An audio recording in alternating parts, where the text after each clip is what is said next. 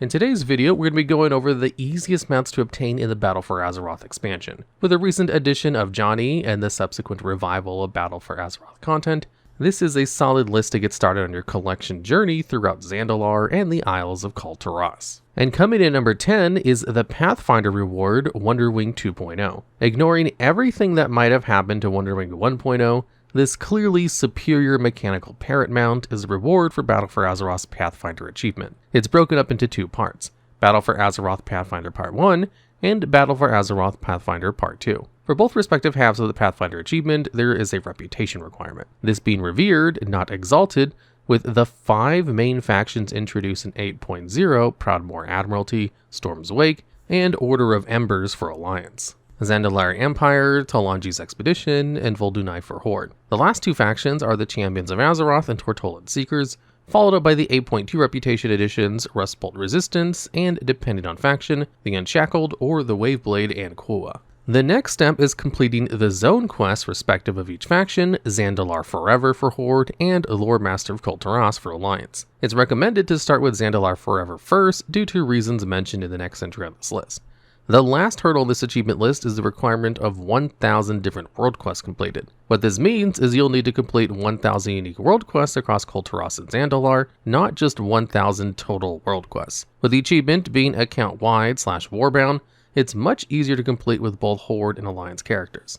In addition, specific world quests that are the same principle but move around to different locations, think Tortol and minigames, will count separately for the achievement. This isn't too much of a big issue, as you'll likely reach the allotted world quest by just grinding a bit of reputation. Finally, a bit of classic exploration. Every single zone from Kul Tiras and Zandalar, and of course Mechagon and Ashtatar. Since the requirement to fly in Battle for Azeroth was lifted with Dragonflight, this achievement is much easier to complete entirely. Also, taking into account you will likely explore every region while gathering the reputation and completing the quests. While the mount in of itself seems a bit grindy, it's something that will likely be done passively already, if you frequent Battle for Azeroth zones regularly. This leads perfectly into our next entry, where obtaining progress, or the Wonderwing 2.0, will actually help in obtaining the next mount. The Bloodflank Charger and Ironclad Frostclaw mount duo coming in at number 9. This specific faction exclusivity was introduced with Battle for Azeroth's launch, with storylines restricted to one faction, Kul Tiras for Alliance, and Zandalar for Horde,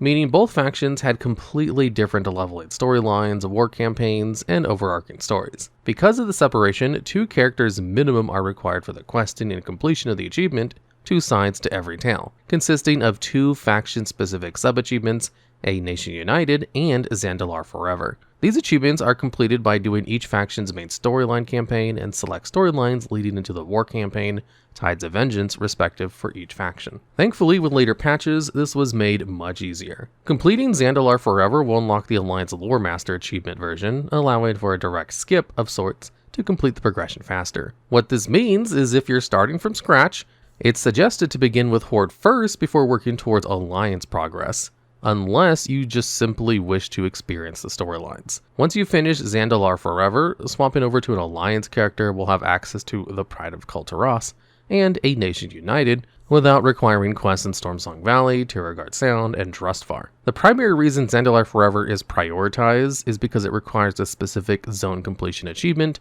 i.e. Secrets in the Sands, which is not possible to obtain with an Alliance character. Whereas when you complete all 3 Horde zones, the achievement Lore Master of Zandalar, or if Alliance, Lore Master of Kul Tiras, will be account-wide, and thus not locked to a specific zone achievement. Afterwards, the subsequent storyline requirements for Zandalar Forever must be done on the same character that obtained all 3 of the zone achievements. Unfortunately, you cannot split up the questline requirements between alts, but thankfully it is still very trivial content at current max level, quick and easy. For the Alliance portion, the Pride of Kul Tiras requires 4 dungeon quests, but this can be skipped by speaking to Flynn Fairwind in Morales' Harbor Master's office. Otherwise, all quests can be completed without the need for outside grouping, making for a very chill solo questing experience if so desired. The war campaign must be progressed through and up to Tides of Vengeance, so unfortunately no skipping directly to specific moments in time. Once all of the criteria is met, these 2 mounts will be rewarded from the achievement, 1 for each faction. Due to all of these quests netting around 5 to 6 hours of questing and requiring more than 1 character without faction transfers, making a comfortable home at number 9. And swimming into 8th place is the Goth Hippopotamus mount. The Tidestallion is obtained from Nashatar player versus player activity, or more accessible, killing rares in war mode. Requiring a total of 150 unique PvP currency, it may seem like quite a grind, especially at the expense of an objectively unpopular game mode. The currency required to purchase the Inkscale Deepseeker are Nashatar battle commendations obtained from the PvP event, the Battle of Nashatar, by winning, or a smaller amount from a loss. This event needs to have a balanced amount of Horde and Alliance in the specific Nashatar phase, otherwise it will not spawn every 3 hours. Thankfully, with the quality of life changes in 8.3, these commendations drop from every rare kill with war mode on, ignoring the daily lockout of loot. This change means if there is a faction imbalance on a realm or a shard, or no one else is in the shard at all, the best way to farm the commendations is to kill rare and rare elites, if PvP isn't your forte. Nashatar is part of the zones that reset due to inactivity, meaning if there is a dead shard, you can force respawn all of the rares by logging out for 15 minutes or swapping zones. If this is the case, any war crates that would spawn will spawn 45 minutes into a fresh zone and every 45 to 50 minutes afterwards, giving 1 to 2 Nashatar battle commendations per crate. This is a relatively long grind depending on how lucky one is with rare spawns or zone competition, since recently there would be a much bigger influx of people in Nashatar. Due to the frequency and guaranteed drop grind of commendations, the only limitation is whether or not the rares are actively being farmed as they spawn. This Tidestallion finds itself placed at number 8 simply due to slightly easier mounts ahead and the requirements of PvP somewhat. And at number 7 we have the Saltwater Seahorse and Siltwing Ablatross. Both mounts are obtained from the same source, Island Expeditions. Although not a direct drop from completing an island, these two mounts are purchased from Captain Zandalar for Horde or Captain Clarissa for Alliance. The Saltwater Seahorse is an aquatic-only mount purchased for 500 Seafarers doubloons, while the Siltwing Ablatross costs 1,000 doubloons. Doubloons are an Island Expedition exclusive currency, obtained by completing islands on any difficulty, with a higher amount dropping on higher difficulties. You are also able to randomly find doubloons on the ground in Island Expeditions, with 1 to 2 dropping when clicking said coins. For some reason, the loot is shared amongst everyone on the island so long as you're within range of the person looting. There is a war research talent called Island Plunderer that will increase the amount of Seafarer doubloons that are found at the end of an island. An example of this is with the largest amount of doubloons rewarded directly from Sack of Plunder, netting you around 12 to 26 doubloons. To begin researching into this buff, as it greatly increases yield of plunder currency, visiting Etreg or Illyria on either respective faction's main ships. While this currency is initially used to purchase mounts directly, with the addition of 8.3 salvage boxes, mounts rewarded from islands themselves can be purchased in a random drop chance from specific salvages, also at the cost of doubloons. To buy everything from the vendor, you will need 2,750 doubloons, not to mention going after direct mount drops. Due to no element of RNG and a slightly easier way to complete islands via solo queue, these mounts warrant a solid spot at 7, even with a bit of island grinds between them. Besides, farming out the doubloons might yield an island drop or two. And at number 6, we have the 2 Snapdragon quest reward mounts, Snapdragon Keltstalker for Horde and the Deepcoral Snapdragon for Alliance. Unlike the Battle Pet equivalent reward from the other bodyguards not being a one-to-one transfer, these 2 Snapdragons are thankfully shared between factions. Unlocking Nashatar requires the Heart of Azeroth and basic Battle for Azeroth introduction quest for either initial zone. Afterwards, the quest Send the Fleet will be accessible via again Greymane or Nathanos. Unless you have never touched BfA content before, then you will need to get revered with the 7th Legion or the Honor Bound and complete the achievement Ready for War. Otherwise, complete the Nashatar introduction questline until the bodyguards are introduced. Each bodyguard gives a specific reward for reaching level 20, and the 2 that give the mount are Hunter Akana and Nary Shapefin respectively. Again, you need to just complete this once to earn both factions' mounts. Reaching level 20 requires doing 3 daily quests scattered around the zone, each giving 100 experience out of 300 maximum per level. This can be expedited through zone and rare drop items such as Reefwalker Bark, dropping from elite coral trees with a unique spawning mechanic, or random drops like Naga deployment orders. If logging in for a guaranteed level each day is enjoyable enough, the Snapdragon mount will be obtainable in no more than 20 days, if done consecutively. While the bodyguards selected are a daily lockout, meaning you cannot select Nary and then swap out to Peon during the duration, you can complete the quest on another character as the achievement is Warbound. Progress is, of course, character specific, but using 3 characters can quickly complete the levels of other bodyguards if you're interested in more than just the mount. However, if grinding out the maximum amount of rep possible is interesting, there are ways to speed up the process with the aforementioned item drops. Due to the fact it's an experience bar and not a reputation page, bonuses like Holiday and Darkmoon Fair buffs will not work. Instead, there are many character-specific drops from various Nazjatar activities that will give a bonus anywhere between 20 to 150 bonus experience per item. The most important being the Naga deployment orders, which drops from Scrying Stone's chests, or the ominous-looking tome, whose method of obtaining leads directly into the next entry. And at number 5, we have Ctimson Tidestallion, a secret mount also located in Nazjatar. In order to unlock the vendor for this mount, you will need to progress far enough into the Nazjatar campaign to unlock World Quest. Only then will the quest be available for pickup, the quest being a safer place, requiring a fairly quick escort quest into Mazmir or New Home. Merle can be found on the road down to the Dragon's Teeth Basin located at the entrance of Naga Outcropping, and will require an escort back to your faction's base. There, he will offer the quest No Backs, which is a basic introduction into how the trading minigame will work, and allow for the other Murloc vendor locations to be shown. With all of this set up, to actually obtain the Ctimson Tidestallion, it first must be up. What this means is Merle will sell a secret item only visible with a specific Benthic Cloak, as your Storm Surger Cloak, obtained by purchasing a Benthic Cloak from Artisan Atanu or Finder Paltra for Prismatic Mana Pearls, or getting lucky with random drops. Once the cloak is obtained, you can loot from Ctimson Tidestallion the second window of Merle's wares, which is not going to be active every day. To save yourself turmoil, make sure that Tidestallion is actually active for the day before purchasing everything, since 2 of the 3 agents are time limited, and will expire in your bags.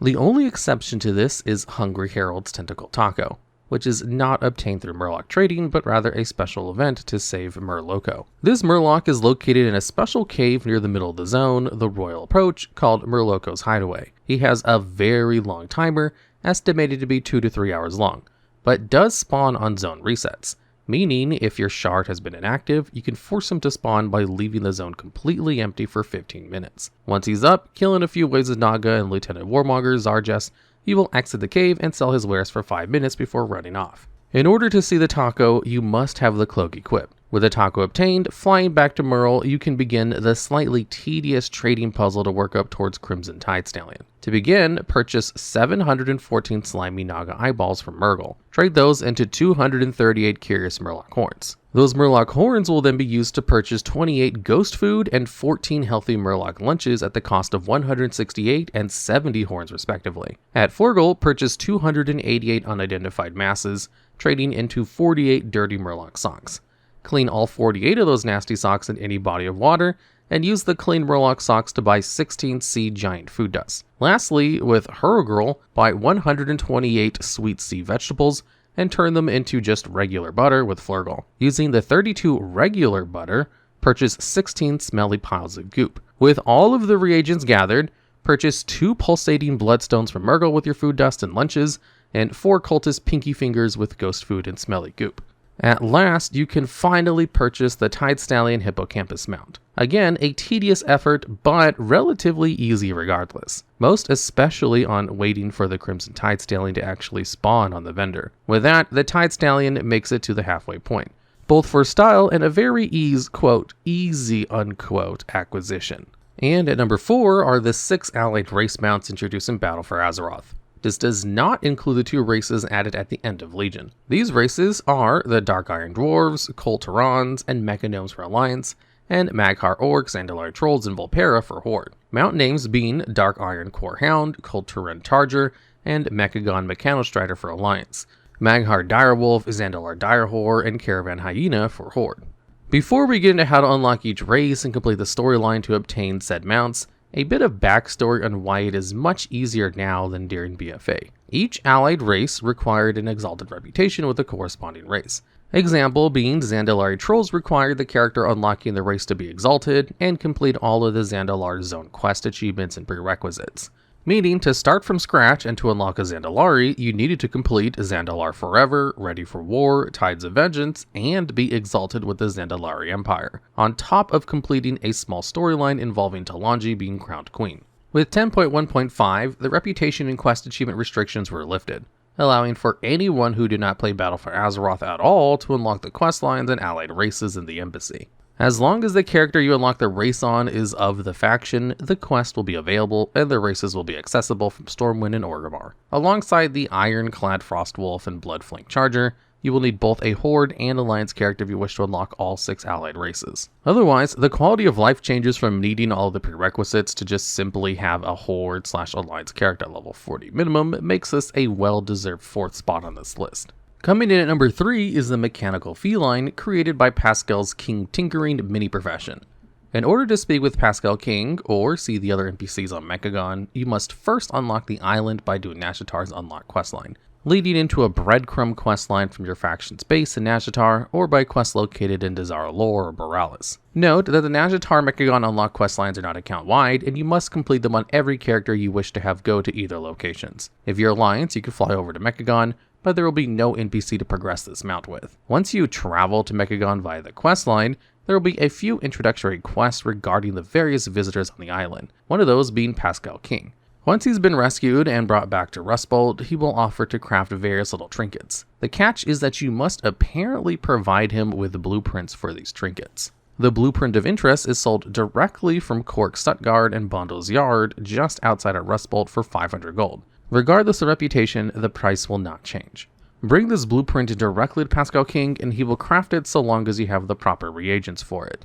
8 spare crates, 2,000 spare parts, 5 energy cells, and 4 chain igniter coils. All of these reagents drop from activities all across the island, and will typically drop most frequently from rare elites. However, it can be found in chests from world quests, quest rewards, and scrap turn-ins at the Junkwat Depot. After crafting the Mechanocat laser pointer and learning the mount, your account will be eligible to loot paint vials, small quest items that will allow for you to dye your Mechanocat by speaking to the same vendor you purchased the blueprints from. This is the first mount, alongside the Zeliwag ATV, that allowed for players to customize mount colors. Later iterations of this concept have lent themselves to the Dragonflight and War Within customizable mounts, so be sure to thank the junk-loving mechagnomes for their ahead-of-the-curve ingenuity. At number 2, we have Scrapforged Mechaspider, also obtained from Mechagon Island with a slightly easier method of obtaining. To begin this mount questline, you first must again have Mechagon unlocked. In Rustbolt is a mechagnome named Recycler Kerchunk, who offers a Shop Project, the first in a line of 12 quests. Prior to 11.0, or War Within's pre-patch, this 12-step questline was time-gated daily. However, it seems that has been changed and allows for consecutive completions,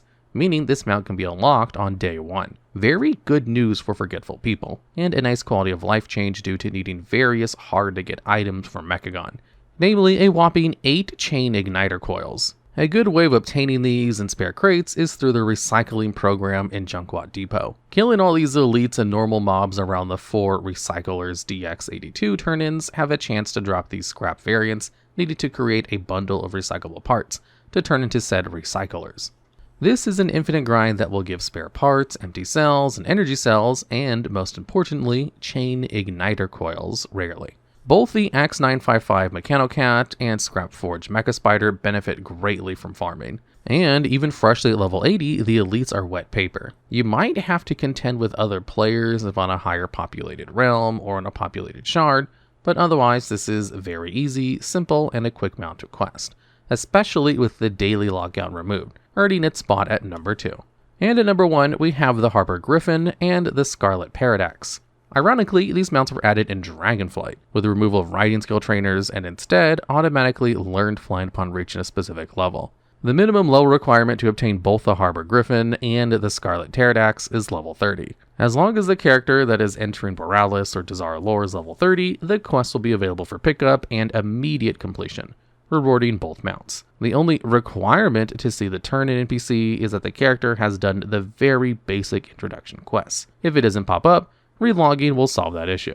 Despite being added in Dragonflight, since you do need to go to BfA zones to obtain them, they make this list just out of a technicality. And this sums up the 10 easiest mounts to obtain in Battle for Azeroth, trying our best to limit the sheer amount of horses introduced in this expansion from polluting this list. If there are any easy mounts that were not included, or you have any suggestions or changes, feel free to mention it down in the comments.